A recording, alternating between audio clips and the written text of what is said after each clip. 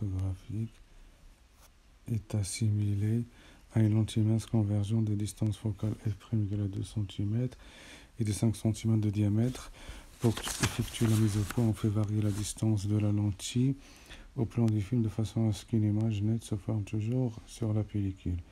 On photographie un objet situé à très grande distance où doit être placée la pellicule.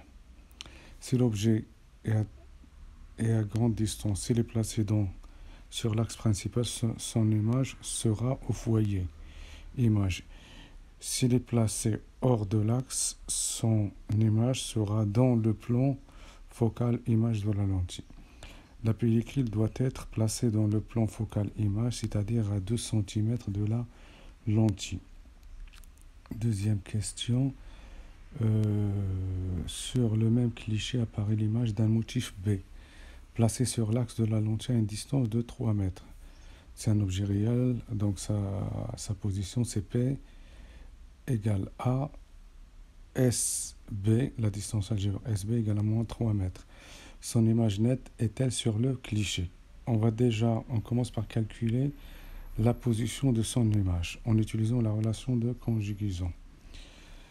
La relation de conjugaison donne SB' égale à P' égale à F'P sur F' plus P égale à 12,5 cm.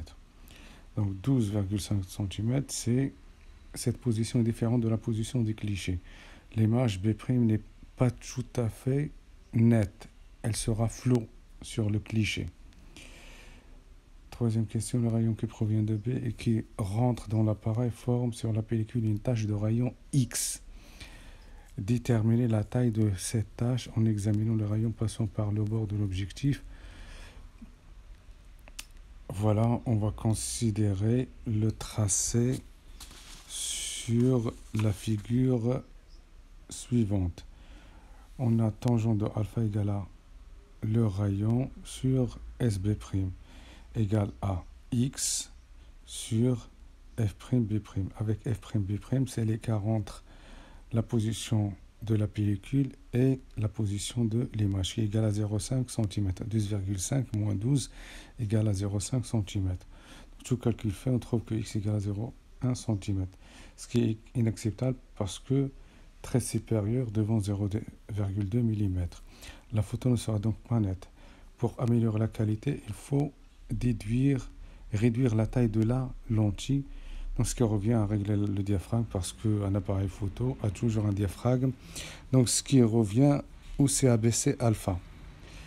Donc, de telle façon à ce que x soit égal à 0,2 mm. Donc, soit tangente alpha qui est égal à x sur F'B', x égale à 0,2 mm et F'B' égale à 0,5 cm.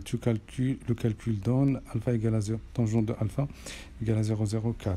Et le rayon de la lentille après avoir réglé le diaphragme égale à SB' fois tangente alpha égale à 2,5 fois 4, 10 à la puissance moins 2 égale à 0,5 cm. Quatrième question. On déplace la pellicule de manière à ce que l'image de B soit nette sur cette pellicule. Déterminer les distances maximales et minimales correspondantes de P1 et P2. Déterminer la profondeur du champ. On place le film A, SB' égale à 12,5 cm de la lentille. Cette phrase est à effacer, elle n'est pas juste. Donc, on a P1 et P2 correspondent aux positions extrêmes de B. Ce sont les positions maximales et minimales de l'objet B, de façon à ce que X soit inférieur à 0,02 cm, c'est-à-dire 0,2 mm. Pour cela, il faut que l'écart entre la position de l'image et de la pellicule soit inférieur en valeur absolue à l'écart, c'est déjà x fois SB' sur R égale à 0,1 cm. Il faut que ça soit inférieur à 0,1 cm. Évidemment, x égale à 0,02 cm. P' doit donc être placé, voilà, 12,5 plus 0,1 cm et 12,5 moins 0,1 cm, c'est-à-dire 12,6 et 12,4 cm. Donc, en utilisant la relation de conjugaison, ceci correspond à PA égale à moins 2,52 mètres et P2 égale à moins 3,72 mètres. Et la profondeur de champ est donc égale à 1,2 mètres.